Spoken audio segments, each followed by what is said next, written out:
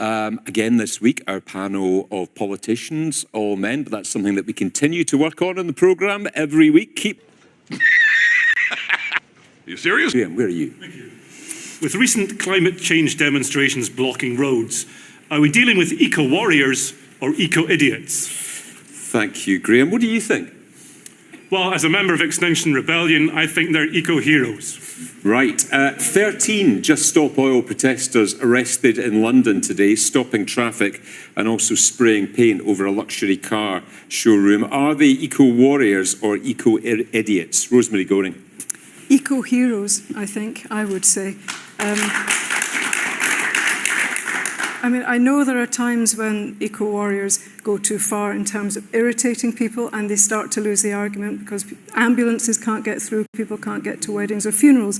I completely understand aggravation of that.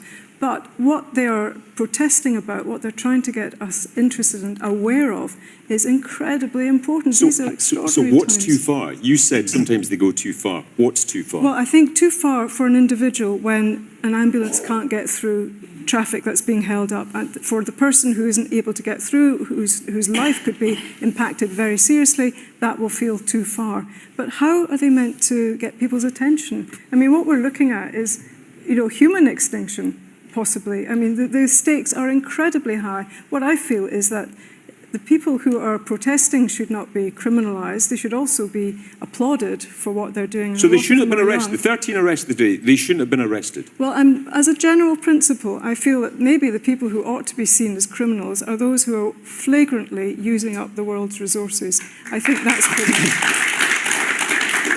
Man with the moustache there, yes. I think the whole concept of the climate activists' message is getting through, no matter where you stand, because we're hearing about it. However, I think blocking the traffic is kind of like it's restricting their kind of message in a way, because people are just going to view it negatively. However, no matter what way you look at it, the message is going through because they are on the news, they are through media. So I think it doesn't matter if they are eco-heroes or the other one. The message is getting through regardless. We need to remember that the disruption caused by protesters at the minute is nothing on the disruption that climate change will cause in the future if we don't do anything about it now. Tonight, man in the second row. Yeah. Are they protesting in the correct country? If they're that bothered, why don't they go to China and America and Russia, the countries that are the biggest polluters, rather than worrying on us? Robert Kilgour.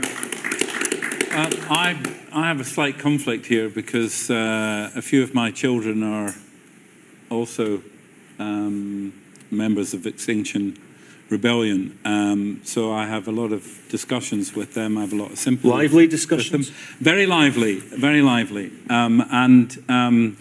There's a gentleman up there said the level of the debate has been risen. It's much higher profile, much more at the forefront of debate and in policy decisions, which is good. But it's this how far. That's the biggest problem I have when arguing with my children, is how far is too far. I've used the ambulance one, the same one that Rosemary was talking about, the ambulance argument, and it's about what's too far. But there's no question it has been, some of the antics have raised the level of the debate. I think until you get China and America and India on board, there's not going to be a great dent in it, the problem that the world faces. Look at the Amazon in Brazil. It's getting burnt out at a frightening rate. And nothing's been done about that either. Countries the size of Britain, we're just so small compared to this massive world where countries like China and India and America, they've got the monopoly in the problems that we have.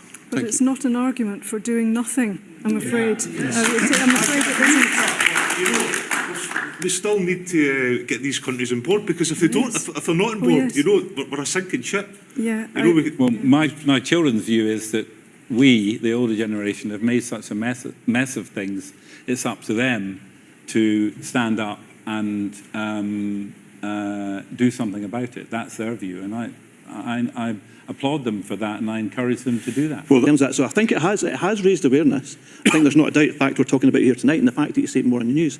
And I think if you just look back at COP26 last year and you look at the impact of climate change in Scotland and in the rest of the world in that year, there is no denying that climate change is getting worse, and we need to take more action, and we need to take it much quicker. That line, when it comes to protest, where does it lie for you?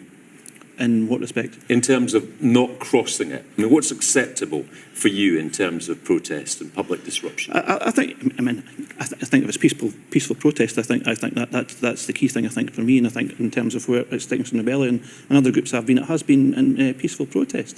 Obviously, the policing of the matter is an operational matter for the police, but in terms of the right to protest, certainly support it. Graham, who asked the question, what do you think of what you've heard? Today, our Prime Minister described me and my friends as lunatic protesting fringe. I must admit that sounds like somebody feels they're under threat. And there's also I can't remember their name. It doesn't really matter because it'll probably be different next week. But the Home Secretary is wanting to clap down on protests. So what's going to happen then? Yeah. Clearly, the climate movement is threatening the government, and I think that's a good thing.